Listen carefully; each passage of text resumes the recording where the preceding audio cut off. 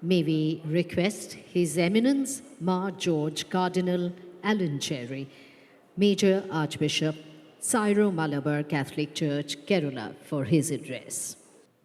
Most respected Dr. Karan Singh ji, respected Dr. H.P. Kanoria, and my dear distinguished guests of the dais and on the dais, and my dear friends who have come to listen to this conference. Praise be to God, the Almighty. And I wish you all a Merry Christmas and a Happy New Year. I am very delighted to be here, and I thank you very much for your invitation. It gives me an opportunity to be part of a discussion that is of great importance to our country and to the world. With the depletion of natural resources on account of the rapid strides made in technology, we find that our environment is deeply affected, causing great harm to the life of mankind and to nature, the source and sustenance of all living beings and vegetations. Also because of the loss of the green cover of the earth, the climate too is undergoing changes, bringing about great harm and destruction to all around. Hence, it is of utmost importance that there should be a serious discussion of the causes of these destructive forces and of the remedies needed for the protection and preservation of the environment. Dr. Fritjof Capra, a great physicist and philosopher, has this to say about what is happening to mankind. They tell us about sparkling dishes and clothes, but forget to mention the loss of these sparkling rivers and lakes. We can control the soft landings of the spacecrafts on distant planets, but we are unable to control the polluting fumes emanating from our cars and factories. The turning point, page 238. Taking into consideration the present context of India and the world, I would like to emphasize three responsibilities that we have to undertake. It appears to me that the greatest crimes that humanity has committed in the recent past are three. I will take one by one. The first is the laissez-faire, allowed for some persons and systems to amass wealth of the world for them and to utilize them for their own selfish motives. Mahatma Gandhi once said that the world has enough wealth to meet the needs of all people, but not to satisfy the greed of some people.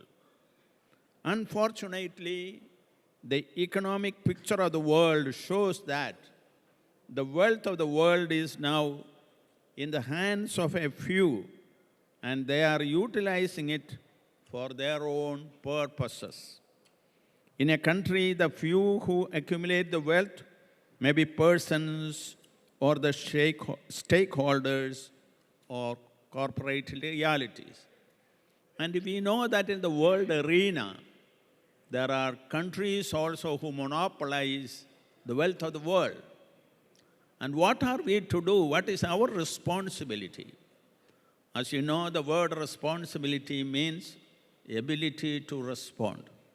So how to respond to this world situation? One way is conferences like this. You see, we react. We tell what to the world that we have to do what we have to do together. We have to be attentive of the needy majority rather than the greedy minority. The needy majority are the poor, the marginalized, those who are persecuted, those who are downtrodden, those who are in a way disparaged for one reason or other. And it is up to humanity, and especially movements like this, to come to the forefront to speak for these majority who are wealthless, who are homeless, who are poor, who have not the facilities for education. We have to go to the peripheries and find them and work for their uplift. This is the first responsibility I would like to underline. Equal opportunities for all to develop economically should be the criterion in every country, including our own. Equal distribution of goods and services have to be assured by the rulers of a country to the upper, middle and lower strata of the society. So also among the developed and the developing nations, there should be economic policies and agreements that foster distribution of wealth through developmental policies and projects. Pope Francis says, since the market tends to promote extreme consumerism in an effort to sell its products, people can easily get caught up in a whirlwind of needless buying and spending. Compulsive consumerism is one example of how the techno-economic paradigm affects individuals. In his letter Laudato Si, he says it. The NATO, the SARC, the Great Five, etc., of the world have to come out of their own coalition interests and should foster mutual openings for policy making and a balanced economic development of the nations as a whole. The UNO should be the uniquely privileged facilitator in this international functioning of politics and economics. The fields of international cooperation have to be fostered all the more possible. The second fault which humanity has committed in the recent decades is the battles and the wars that communal forces have incited in different countries of the world and also between countries. The invention of human bombs and its use in countless terrorist attacks has become an irreparable threat to human life.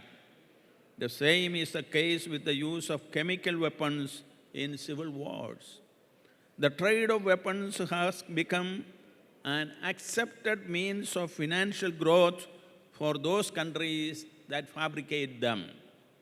Individuals, societies, and countries are living in a perpetual sense of fear of terror in many a country. Human life is thus under threat. Humanity has become an enemy of itself. Pope Francis is of the opinion that the urgent challenge to protect our common home includes a concern to bring the whole human family together to seek a sustainable and integral development. Humanity has the ability to work together in building our common home. The third crime that we have to overcome with a compelling urgency is the atrocities that we perpetrate against nature and the ecosystem of the earth. Air and water pollution is still a grave problem in many of the developing countries, including India. The havoc that pollution created and is still creating in New Delhi has become a death knell for the existence of human life in the capital city. Despite the repeated alerts from scientists and humanitarian activists, Environmental pollution through the emissions from the greenhouses are on the increase. The selfish motives of individual nations have prevented them from taking practical steps for this purpose. Pope Francis says, I urgently appeal then for a new dialogue about how we are shaping the future of our planet. We need a conversation which includes everyone, since the environmental challenge we are undergoing and its human roots concern and affect us all. All of us can cooperate as instruments of God for the care of creation, each according to his or her own culture, experience, involvements, and talents. Each one of us can do what we can to repair the harm that we have done to this universe. When we go to certain toilets, etc., we see here, keep the place, leave the place as it was there, as it was before. So the whole world has to be used so that we have to give it back to the posterity intact as we received it. This is a bounden responsibility of humanity everywhere. I am very happy to note in this connection the initiative taken by the Prime Minister and the Government of India in creating a clean and hygienic India through Swachh Bharat.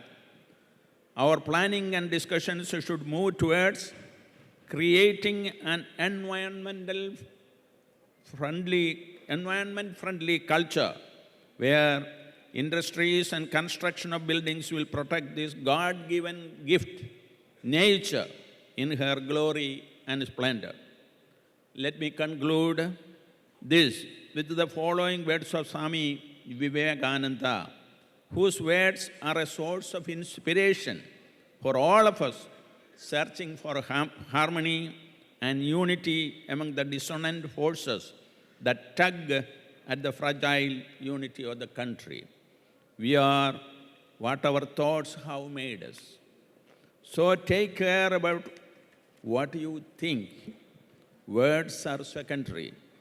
Thoughts live, they travel far. Thank you very much. Thank you so much, Cardinal.